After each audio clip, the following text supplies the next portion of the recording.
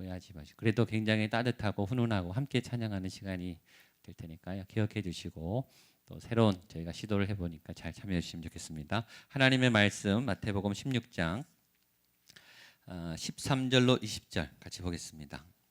신약 마태복음 16장 13절로 20절. 마태복음 16장은 예수님의 교회를 세운 베드로의 신앙 고백이 있는 유명한 장이죠. 오늘 그 부분입니다. 마태복음 16장 13절로 20절 한 절씩 나눠서 읽겠습니다.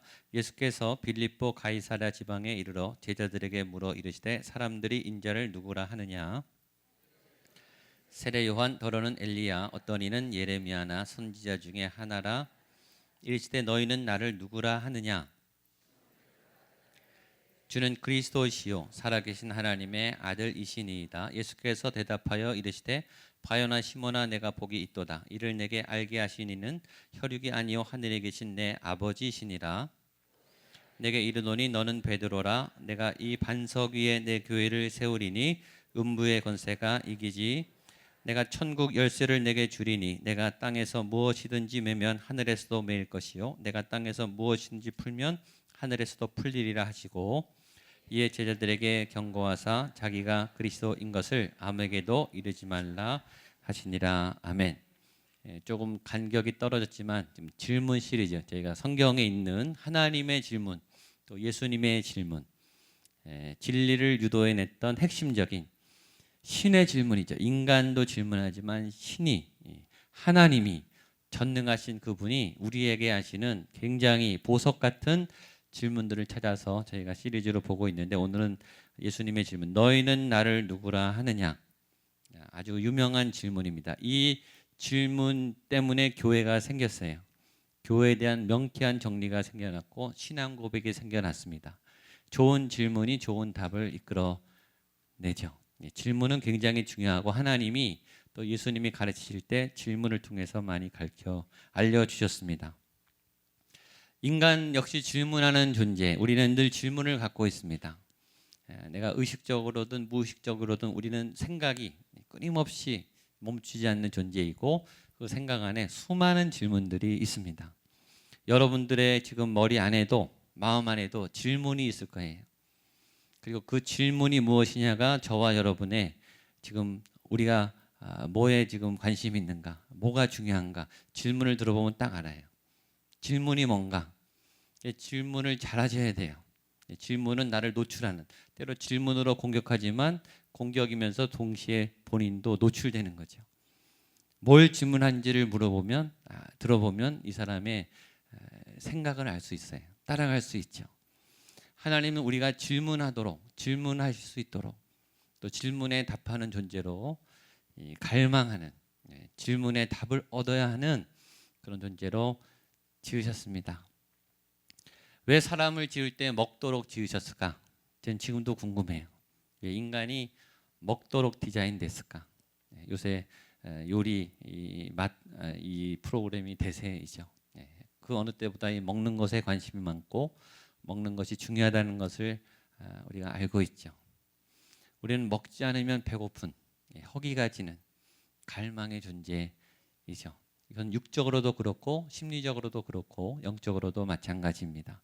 채워지지 않으면 배가 고픈, 채워주지 않으면 견딜 수 없는 그런 갈망의 존재이죠. 그런 메시지가 그런 뜻 안에 있지 않나 생각해 봅니다. 최인철 교수님이라고 서울대 그 교수님이 계십니다. 여러 강연도 많이 하시고 프레임이라고 하는 책을 썼어요. 그분이 거기서 질문에 대해서 할 때 아주 재밌는 두 가지 질문을 했어요. 이런 질문이죠. 첫 번째 질문은 이런 거예요. 교회에 다니는 사람이 술 마시면 안 되나요? 교회 다니는데 술 마시면 됩니까? 안 됩니까? 물론 각자의 성향일 수 있지만 저희가 금하죠. 술 취하지 말라. 질문을 바꾸는 거예요. 술 마시는 사람이 교회 가면 됩니까? 술 마시는 분이 교회 갈 수 있습니까? 예수님 믿을 수 있습니까? 그러니까 질문을 어떻게 하느냐에 따라서 이제 바뀔 수 있다라는 거죠. 하나님은 우리에게 질문하도록 질문을 허용하셨어요. 그건 하나님의 은혜죠. 어떤 그룹은 질문이 안 돼요. 질문을 하면 큰일 나요. 그러나 하나님은 우리에게 질문할 수 있도록 마음껏 질문하도록 또 하나님은 답을 주시죠. 물론 때로는 대답도 안 하실 때도 있어요. 그러나 그 대답을 안 하는 것도 우리가 더 생각하도록 우리에게 더 생각의 기회를 주시죠. 오늘 본문은 베드로의 신앙 고백이 담긴 이 신앙 고백이 중요한 것뿐만 아니라 이 신앙 고백 위에 주님의 교회가 세워진 게 더 중요한 거예요. 예수님의 교회는 베드로가 천국 열쇠를 진 게 아니라 베드로의 신앙 고백 위에 그리고 그와 동일한 신앙 고백을 하는 주가 그리스도시요 살아계신 하나님의 아들인 것을 고백하는 동일한 믿음의 공동체가 교회인 것을 오늘 예수님이 명답을 주시죠. 명답 위에 명질문이 나와요. 그것이 너희는 나를 누구라 하느냐라고 하는 질문입니다. 근데 먼저 우리는 이 본문을 볼 때 주님이 어디서 어떤 때 질문하셨는가, 질문의 때와 장소가 중요하다는 것을 알게 됩니다. 우리 13절 말씀을 같이 보겠습니다. 시작. 예수께서 빌립보 가이사랴 지방에 이르러 제자들에게 물어 이르시되 사람들이 인자를 누구라 하느냐. 질문의 내용도 중요해요. 그런데 여러분 주의해야 될 것은 질문을 그 중요한 질문을 언제 하느냐 그것도 중요해요. 또 그 질문을 누구에게 하느냐 이것도 중요해요. 왜냐하면 질문도 때와 장소를 가려야 되고 질문을 해야 할 사람에게 해야 되기 때문입니다. 오늘 성경은 분명히 예수님의 이 질문 너희는 나를 누구라 하느냐라고 하는 이 위대한 이 놀라운 교회를 탄생시킨 이 놀라운 질문을 어디서 했는가를 정확하게 기록하고 있어요. 그 질문은 빌립보 가이사랴 지방에 이르렀을 때 했다라고 말합니다. 엉뚱한 질문을 하는 분이 있어요. 질문하면 안 되는데 꼭 질문하는 분이 있어요. 학교 다닐 때 수업이 끝나가는데 지금 다 가야 되는데 이상한 질문, 그것도 심각한 질문을 해서 시간을 오래 끌면 안 되죠. 군대에서 이제 훈련이 끝나가는데 필요 없는 질문하면 고문관이 되죠. 저희 신학교 때 구약학 교수님이 농담반 진담반으로 꼭 본인의 이 실수를 고백하신 게 있어요. 본인은 이제 주일날 설교하고 설교를 잘 하시고 내려가서 집으로 차 타고 가실 때 이제 본문을 설교한 거를 이제 한 번 더 다시 생각해 보시는데 그때 아이디어가 제일 잘 떠오르신다는 거예요. 이걸 이렇게 설교했어야 되는데 그래서 이제 안타깝다 이렇게 저희들은 유머로 말씀하신 게 기억이 나요. 언제 생각나느냐, 언제 하느냐 중요하지 않습니까? 질문을 언제 어떻게 누구에게 하느냐 이걸 잘 구분할 수 있는 것도 지혜입니다. 같은 질문인데 친구한테는 괜찮은데 가족한테 하면 안 되는, 가족한테는 괜찮은데 또 다른 사람한테 하면 안 되는, 교회 안에서는 괜찮은데 교회 밖에서는 안 되는, 사역자들끼리는 괜찮은데 그렇지 않은 사람한테는 이게 이해하기가 좀 어려운, 설명하기가 좀 어려운 그런 질문들이 있어요. 그래서 질문을 가리셔야 돼요. 예수님도 비유를 할 때 구분하셨어요. 비유를 얘기하셨고 제자들만 따로 풀어서 설명해 주셨어요. 이 말을 할 때, 대화를 할 때, 질문을 나눌 때 상대를 가려야 되고 때를 가려야 되고 장소를 가려야 되죠. 주님이 그걸 모르실 리가 없죠. 주님이 오늘 어디서 말씀하셨는가? 질문의 때와 장소는 빌립보 가이사랴 지방에 이르렀을 그때입니다. 왜 하필 여기 이르렀을 때 그 질문을 했을까? 도대체 가이사랴 빌립보는 어떤 도시이기에 주님의 그 유명한 교회를 세우는 질문을 하필 여기서 하셨는가? 지명을 보면 알 수 있어요. 지도를 보여주시겠습니까? 저 위에 잘 보이실지 모르겠지만 저 위에 맨 위에 헤르몬산 앞에 있습니다. 가이사랴 빌립보는 저 맨 위에 있어요. 가이사랴 빌립보는 어떠한 도시냐면은 가이사 황제, 로마 황제 이름이 들어있죠. 이 황제가 선물해 준 도시입니다. 그러니까 황제의 도시예요. 황제의 신상이 있는 도시예요. 황제의 흔적이 가득한 도시예요. 그러니까 그 도시에 들어가면 로마 황제가 생각나는, 황제의 신상인과 신전이 있는, 황제를 숭배하는 그런 의식과 예전이 가득한 그 도시란 말이에요. 예수님이 거기서 너희는 나에 대해서 누구라고 생각하느냐? 이 질문에는 굉장히 깊은 질문이 있죠. 너희는 황제를 숭배하느냐? 예수님을 믿느냐? 너희는 세속 도시의 이 웅장함과 찬란함을 이 로마 권세의 강한 세력과 힘을 의존하는 사람들이냐? 아니면 아무것도 가진 것 없이 보이지만 말씀의 권위로 이 땅을 구원하신 예수님을 따르는 백성이냐? 정확하게 물어본 거예요.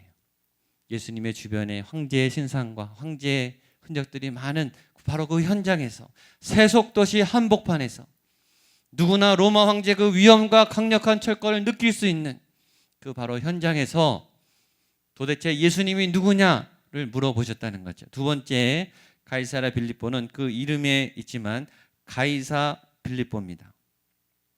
가이사는 로마 황제를 의미합니다. 빌립은 유대 분봉왕이에요. 그러니까 이 이름을 들어보면 뭐냐면 로마와 유대가 섞인 거예요. 그러니까 가이사라 빌립보는 어떤 도시냐? 혼합 종교의 도시예요. 황제의 우상과 하나님이 섞여서 믿음이 있는, 하나님을 안 믿는 건 아닌데 황제도 믿는, 또 유능하다고 하는 신들을 다 갖다 붙이는 그런 혼합 도시, 혼합 종교의 도시죠. 굉장히 현실적인, 굉장히 실리적인, 도움이 되는 신은 다 믿는 거예요. 내게 유리한 신은 다 갖다 붙이는 거예요. 내게 도움이 된다 하면 다 끌어들이는 거예요. 기준은 그거예요. 나에게 도움이 되느냐, 내게 유익하느냐, 내가 손해를 끼치느냐 안 끼치느냐. 유익하면 내가 갖다 쓰는 신이 되는 거예요. 그건 종교가 아니죠. 그건 이기주의죠. 그러니까 이기심은 우상 숭배라 그랬어요. 혼합 종교의 도시. 하나님은 거룩을 원했어요.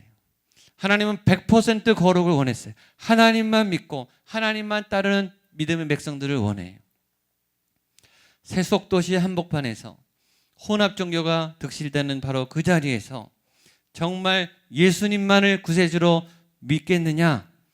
이건 신학의 고백이죠. 저와 여러분들의 믿음도 혼합주의가 많아요. 예수님을 안 믿는 건 아니에요. 예수님만 의지하지 않아요. 예수님만 의지하면 지금 한국교회가 이럴 수가 없어요. 우리 교회가 이럴 수가 없어요. 정말 예수님을 믿는 사람들이 모인다면 어마어마한 일이 일어날 거예요. 한국 사회가 이렇게 타락할 수가 없어요. 그건 우리가 지금 혼합하고 있다는 거예요. 현실에 타협하고 있다는 증거예요. 복음의 능력을 잃어버렸다는 증거예요. 우리는 예수님을 믿지만 배수진을 치지 않아요. 도망갈 길을 다 마련해놨어요. 여러 안전장치를 너무 많이 해놨어요. 그래서 하나님이 내 기도 제목을 들어주지 않아도 우린 도망갈 때가 있어요. 그게 믿음일까요, 여러분? 그게 정말 믿음일까요? 그래서 우리의 믿음은 결사적이지 않아요. 그렇게 아쉽지가 않아요. 하나님이 들어주면 좋지만 안 들어줘도 다른 방법을 다 마련해 놓았거든요. 그러니까 금식 기도를 할 필요가 없는 거예요. 그러니까 밤새 철야 기도를 할 필요가 없는 거예요. 도망갈 때가 많거든요. 우리의 믿음이 우리의 믿음. 하나님을 정말 의지하는가? 하나님만을 의지하는가? 100% 하나님을 향해 가고 있는가? 100%는 아닐지언정 여러분 안에 생각을 해보세요. 여러분 몇 %인가? 그게 저와 여러분들의 믿음의 현주소입니다. 그만큼 하나님이 역사하시죠. 우린 그 이상 하나님을 담을 수 없어요. 예수님이 왜 이 도시에서 질문했는가? 세 번째, 아까 지도에 보시면 알겠지만 거기 헤르몬 산이 있습니다. 거기가 요단강의 진원지예요. 거기서부터 요단강이 시작됩니다. 요단강은 이스라엘의 젖줄이에요. 생명줄이죠. 거기가 생명수의 진원지예요. 거기에서 교회를 시작하신 거예요. 교회에 대해서 처음 선언하셨어요. 교회는 생명의 근원이 되는 장소다. 교회는 생명의 생수의 원천이 되는, 바로 거기서 하나님의 믿음의 기초가 흘러나와야 된다. 여기서 내가 새 교회를 세운다. 여기서 하나님의 교회, 예수 그리스도의 교회가 시작된다. 이 샘의 근원, 여러분의 믿음 안에 샘의 근원이 열리게 되기를 축복합니다. 이 샘이 터져야 돼요. 자기 샘이 없으면 이제 샘에 와서 공급을 받아야 돼요. 그게 교회죠. 여기에 믿음의 사람들이 세워놓은 이 영적 진원지에서 여러분이 샘을 파가야 해요. 그러나 떠갈 때 마르죠. 세상에서 힘이 빠져요. 또 와서 여기서 담아가죠. 그러나 더 좋은 것은 여러분이 샘을 파는 게 더 좋아요. 여러분의 교회에서, 직장에서, 학교에서 샘을 파세요. 여러분이 공급해 주세요. 왜 목회자만 그런 일을 해야 됩니까? 왜 성도들은 안 됩니까? 여러분들 다 할 수 있어요. 여러분 안에 그리스도의 샘을 파세요. 그리고 그 샘을 나눠주십시오. 거기가 교회예요. 하나님의 샘이 터지는 그 자리가 교회예요. 교회는 여러분이 가서 기도하고 여러분이 가서 깃발을 꽂고 말씀을 선포하면 거기가 하나님의 자리가 되는 줄로 믿습니다. 거기에 생명이 피어나요. 이 땅의 음부의 권세가 이기지 못하는 하나님의 샘, 거기서 질문하신 거예요. 예수님은 정확하시죠. 기가 막히세요. 왜 거기서 질문하셨는가? 의미가 있습니다. 그리고 예수님의 질문은 단계적으로 질문이 들어가셨어요. 13절 14절 보겠습니다. 시작. 예수께서 빌립보 가이사라 지방에 이르러 제자들에게 물으시되 사람들이 인자를 누구라 하느냐? 이르되 더러는 세례 요한, 더러는 엘리야, 더러는 어떤 이는 예레미야나 선지자 중에 하나라 하나이다. 예수님이 두 번 질문하시는데 첫 번째 질문은 사람들이 인자를 누구라 하느냐? 라는 일반적인 질문을 하셨어요. 이런 질문을 도입 질문이라고 합니다. 100분 토론이나 시사 토론이나 토론 프로그램을 보시면 처음부터 진지한 질문을 막 들어가는 경우는 많지 않아요. 가끔씩은 처음부터 막 격돌하지만 처음에는 이 아이스 브레이크를 하죠. 편안한 얘기를 하고 주변의 얘기를 하고 가벼운 얘기를 해요. 워밍업을 하는 거죠. 준비를 하라 이거예요. 처음부터 진지해지면 부담스럽죠. 점점점 달궈져야 되기 때문에 과정이 필요해요. 생각도 과정이 필요해요. 갑자기 질문 받으면 오히려 생각이 막히죠. 그러나 이제 기운을 깔아놓고 분위기를 깔아놓고 또 생각할 수 있는 여지를 주는 거예요. 예수님은 힌트를 주기 위해서 준비를 하셨죠. 사람들은 인자를 누구라고 하느냐? 이 질문은 일반적인 질문이죠. 객관적인 질문이에요. 예수님에 대한 객관적인 평가가 어떠냐? 예수님에 대한 지금 일반적인 사람들의 생각과 인식은 어떠냐? 대중적인 모습은 어떠냐? 또 하나 중요한 것이 있어요. 이 안에는 예수님의 사람들이 보는 어떤 이미지가 들어있죠. 사람들이 예수님의 이미지에 대해서, 현대가 이미지가 굉장히 중요하죠. 예수님을 도대체 어떻게 보고 있는가? 지금은 이미지의 시대예요. 디자인의 시대예요. 디자인 안에는 메시지가 있어요. 이미지 안에는 메시지가 있어요. 그런데 이 이미지가 진실한 이미지가 드러나면 좋은데 우리는 이미지를 포장하는 시대에 있잖아요. 이미지를 얼마나 잘 포장하는지. 그러니까 예수님의 이 의도를 지금으로 해석하면 이런 메시지도 되는 거죠.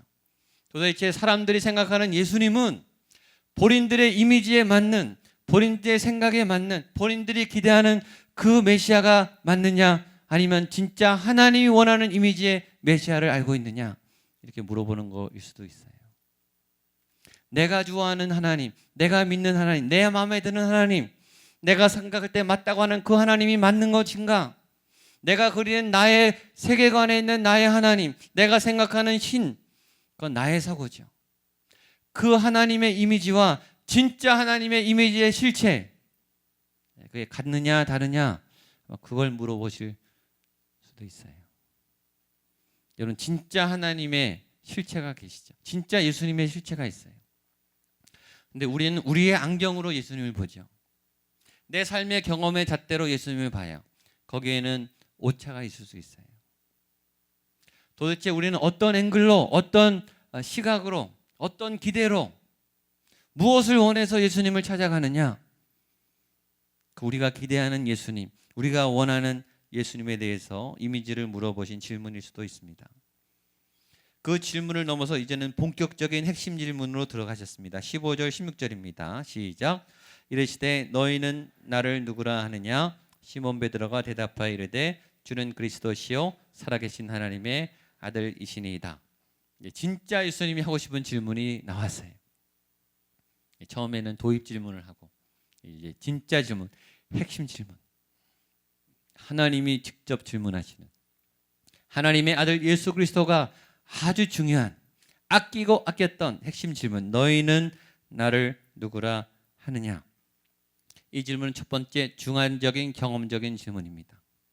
사람들이 인식하는, 사람들이 평가하는, 사람들이 대충 하는, 소문으로 알고 정보로 알고 겉모습으로 아는 그런 예수님 말고 너희가 경험한, 너희가 3년 동안 나랑 함께 살면서 내 얘기를 들으면서 나와 생활하면서 경험했던 나는 도대체 누구냐? 너희는 나를 누구라고 생각하느냐? 체험적인 지식을 요구하는 거예요.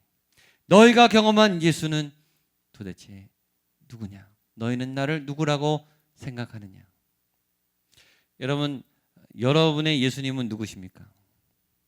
예수님에 대한 일반적인 정보를 얘기할 수 있어요. 하나님의 아들이고 2000년에 오셨고 베들레헴에 오셨고 크리스마스 때 오셨고 30세를 사셨고 33살 때 돌아가셨고 얼마든지 얘기할 수 있어요. 예수님이 그걸 물어보는 게 아니잖아요. 여러분이 만난 예수님, 지금 여러분이 만나고 있는 예수님, 지금 여러분 옆에 살아 계신 예수님, 지금 2015년 6월 달에 여러분과 함께 만나고 있는 그 예수님이 누구냐? 이걸 물어보시는 거예요. 진지하게. 그 예수님이 진짜 있냐? 그거 설명해 보라는 거예요. 여러분 설명하셔야 돼요. 예수님을 만나고 있지 않으면 이건 충격이죠. 혀를 찌르는 질문이에요. 관념이 아니에요. 만남은 관념이 아니죠. 우리가 가족을 만나듯이, 가족을 알고 있듯이, 오늘 집에 돌아가서 우리 가족들과 함께 만나듯이 지금 내가 알고 있는 가족에 대해서 설명할 수 있죠. 우리 가족은 어떻고 나와 관계는 어떻고 지금 상태는 어떻습니다. 어제 싸웠고 오늘 또 화해했습니다. 지금 현재 ing를 설명할 수 있잖아요. 만남, 살아있는 만남은 그런 거잖아요. 예수님 그걸 물어보는 거예요. 지금은 예수님과 어떤 삶의 현장에서 지금 만나고 있느냐? 인격적인 질문입니다. 근데 베드로가 명답을 얘기해요. 주는 그리스도시요 살아계신 하나님의 아들입니다. 우리 15절 16절 한 번 더 같이 읽겠습니다. 시작.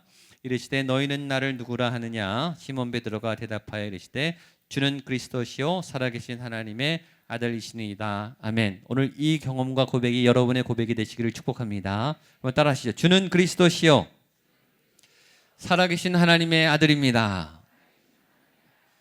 아멘. 우리 옆에 분에게 주는 그리스도시요 살아계신 하나님의 아들입니다. 아멘. 아멘.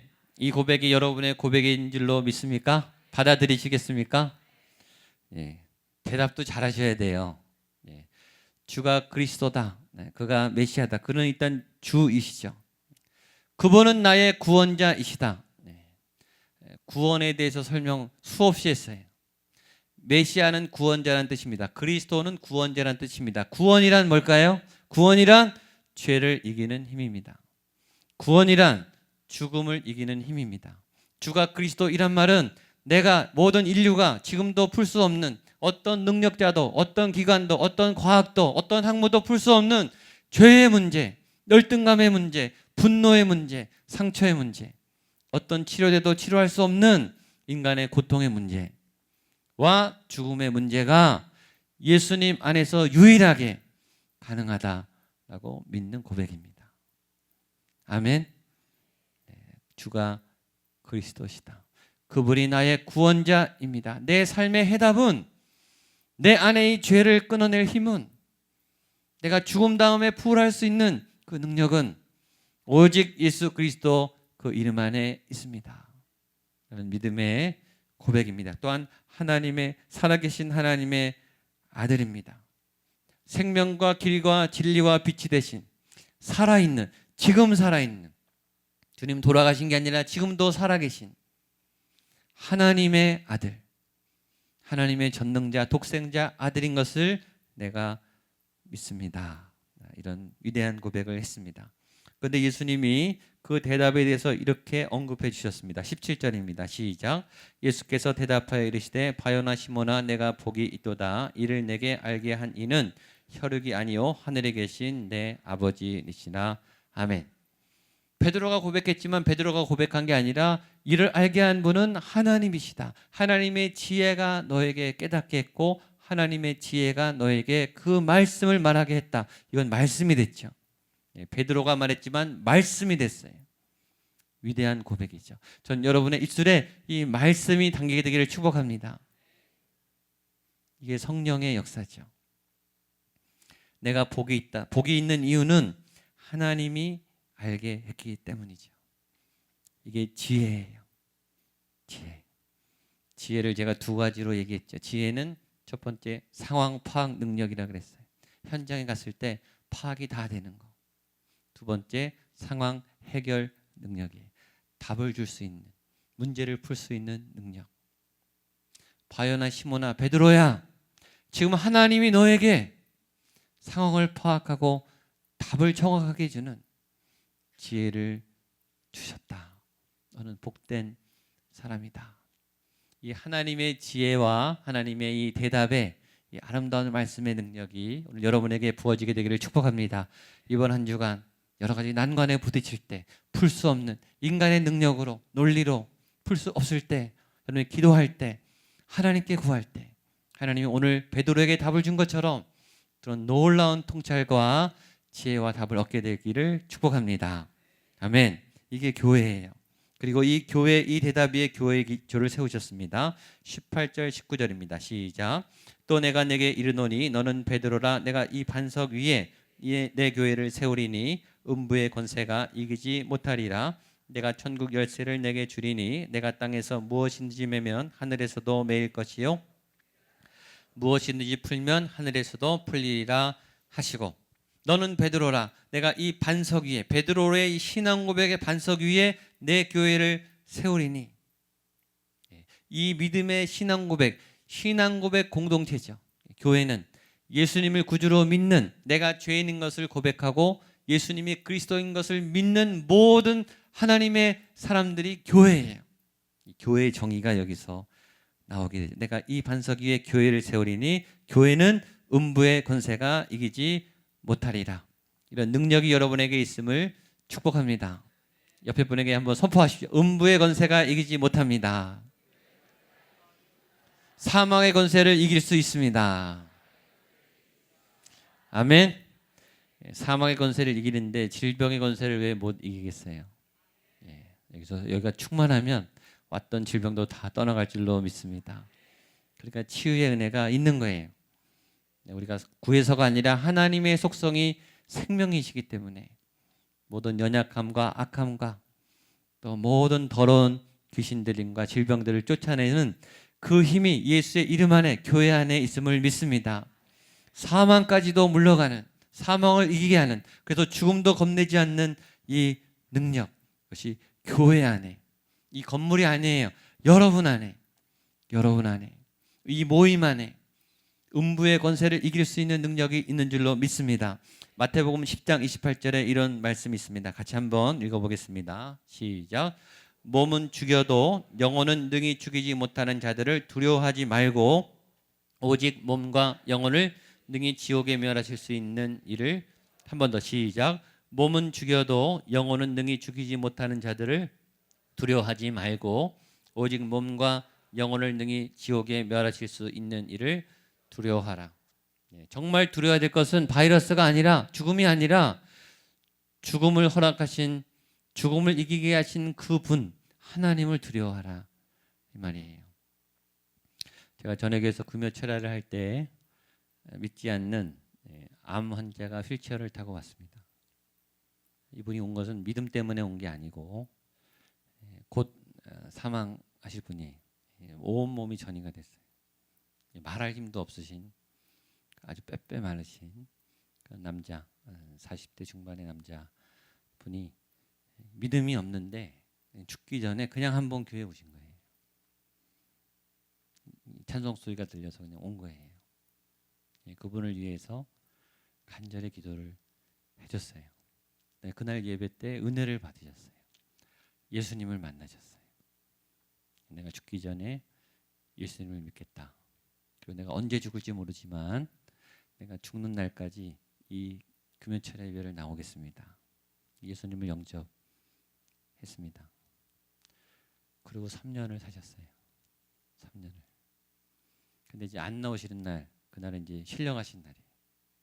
실려가신 날. 실려가실 때마다 저한테 SOS 이제 긴급 문자를 하세요. 병원에 들어갑니다. 못 나올 수도 있습니다. 저를 위해서 기도해 주십시오. 네, 그런 문자를 수십 차례 받았습니다. 근데 또 살아나서 또 오시는 거예요. 이렇게 오시는 거예요. 마지막에 돌아가시기 전에 저에게 그런 메시지를 보냈어요. 목사님, 이제 무섭지 않습니다. 이제 평안이 왔습니다. 죽어도 괜찮을 것 같습니다. 살려주시면 좋지만 죽어도 괜찮을 것 같습니다. 저는 그때 이 말씀이 생각. 몸은 죽여도 영혼을 죽이지 못하는 자들. 그분은 영원히 살아난 거예요. 지금 죽음의 눈앞에 죽음의 두려움이 얼마나 무섭겠습니까? 그 암에 온 몸이 전이된 그 고통은 얼마나 크겠어요. 근데 그걸 예수님을 의지해서 시간이 지날수록 한 번에 아니에요. 굉장히 천천히 한 주 한 주. 물론 어떨 때는 그런 문자 오죠. 지금 죽을 것 같습니다. 너무 두렵습니다. 무서워 죽겠습니다. 이런 문자 오죠. 그때는 더 우리 중고팀들에게 기도시키고 소식을 전하고.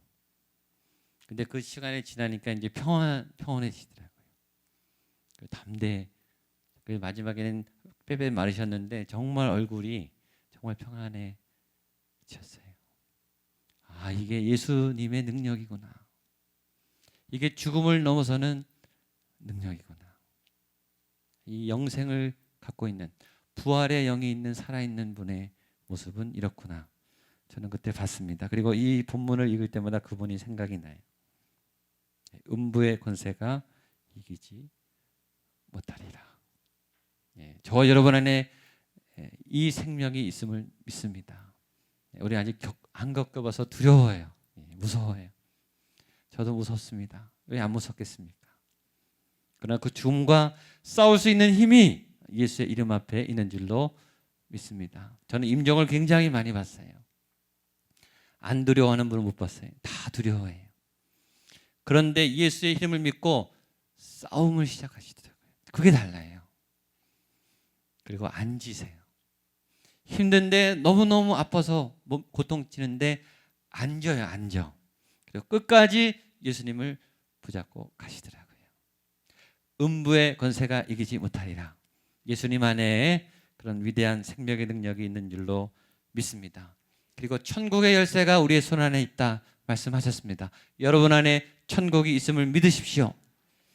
천국이 갈 뿐만 아니라 열쇠가 있는 거예요. 여러분을 통해서 구원이 열릴 수 있는 거예요.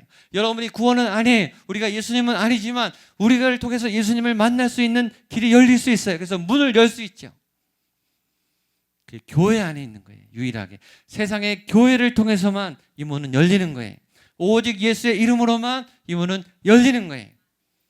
그 비밀을 이 위대한 질문을 통해서, 베드로의 신앙 고백을 얻어냄을 통해서, 황제의 도시 그 위용 앞에서, 세속 도시 한복판에서 신앙 고백을 받아내시고 교회를 세우신 그 멋진 예수님을 찬양합니다.